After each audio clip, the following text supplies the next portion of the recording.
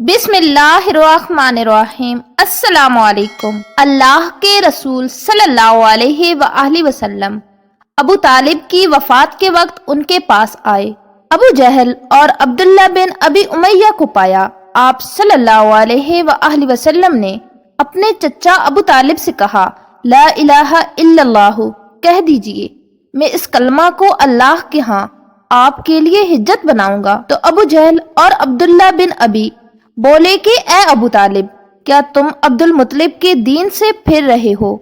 बारहा अल्लाह के रसूल अबू तालिब पर इस कलमा को पेश करते रहे और वो लोग अपनी बात दोहराते रहे, यहाँ तक कि आखिर में अबू तालिब ने उन लोगों से ये कहा कि वो अब्दुल मुत्तलिब के दीन पर है और ला इलाहा इल्लल्लाहु कहने से इनकार कर दिया। तो अल्लाह के रसूल सल्लल्लाहु अलैहि वआलिहि वसल्लम ने फरमाया, अल्लाह की कसम, मैं उस वक्त तक आपके लिए मगफिरत की दुआएं करता रहूंगा जब तक कि रोक ना दिया जाऊं। जिस पर ये आयत नाजिल हुई, पैगंबर और दूसरे मुसलमानों के लिए जायज नहीं कि वो मुशरिकीन के लिए मगफिरत की दुआएं मांगे।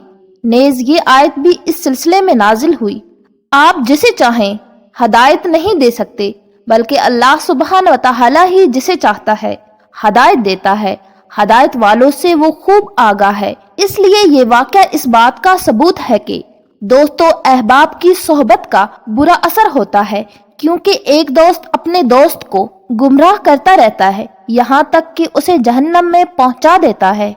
अल्लाह अपनी पनाह में रखे। सुहैल बिन साद रज़ी अल्लाह अन्हु से रवायत है कि नबी करीम सल्लल्लाहु अलैहि वआलिहि वसल्लम और मुशरिकीन में लड़ाई हुई और आप सल्लल्लाहु अलैहि वआलिहि वसल्लम के साथियों में एक ऐसा शख्स था जो हर कमजोर और ताकतवर को अपनी तलवार की ज़रब से मौत की नींद सुला देता था।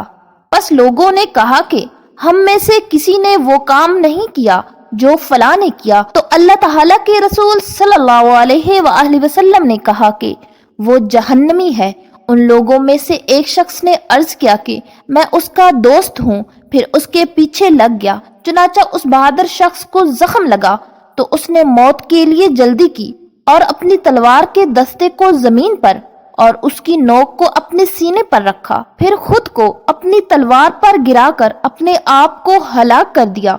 चुनाचा वो आदमी आप सल्लल्लाहु अलैहि वआलिहि वसल्लम के पास आया और कहा कि मैं गवाही देता हूँ कि बेशक आप अल्लाह के रसूल हैं, और पूरा वाक़या आपसे बयान किया।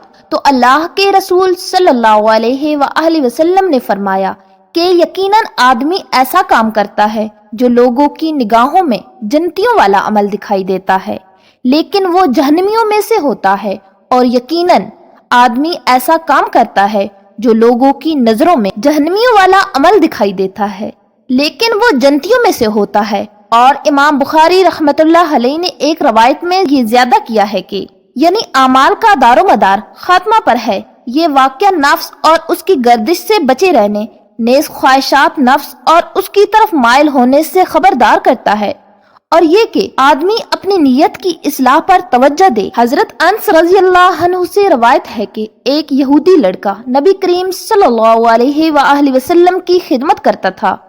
जब वो बीमार हुआ तो नबी सल्लल्लाहु अलैहि वसल्लम उस बच्चे की अयादत करने के लिए आए और सर के करीब बैठे, इस्लाम को उस पर पेश किया और कहा, असलम, इस्लाम कबूल कर लो।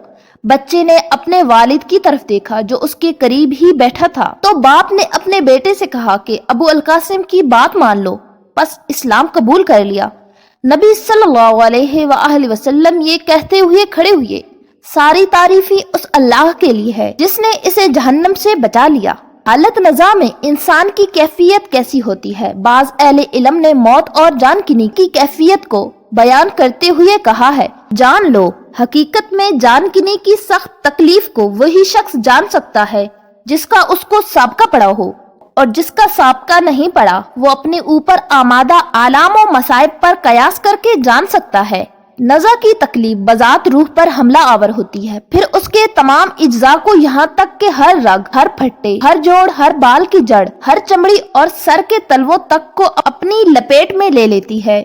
जानकिनी की तकलीफ को बयान नहीं किया जा सकता, یہاں تک کہ لوگوں نے کہا کہ موت کی تکلیف تلوار کی ضرب، آری اور کینچی کی کاٹ سے بھی سخت ہوتی ہے، کیونکہ آری یا تلوار کی ضرب سے جو تکلیف ہوتی ہے وہ جسم اور روح کی باہمی تحلق کی وجہ سے ہوتی ہے۔ اب تصور کیجئے کہ یہ حالت خود روح پر طاری ہو تو تکلیف کی کیا کیفیت ہوگی۔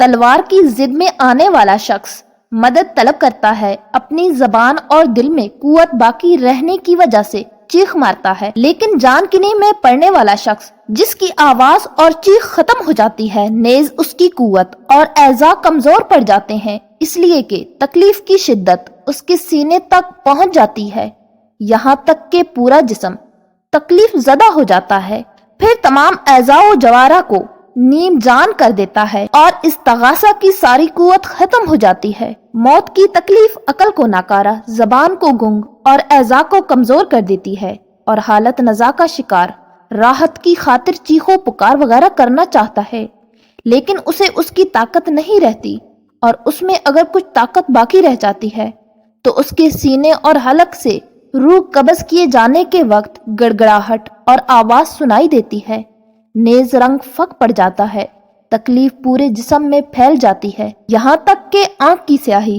پلک کی طرف بڑھ جاتی ہے، زبان اپنی جڑ کی طرف کھنچ جاتی ہے اور انگلیوں کے پور نیلے پڑ جاتے ہیں۔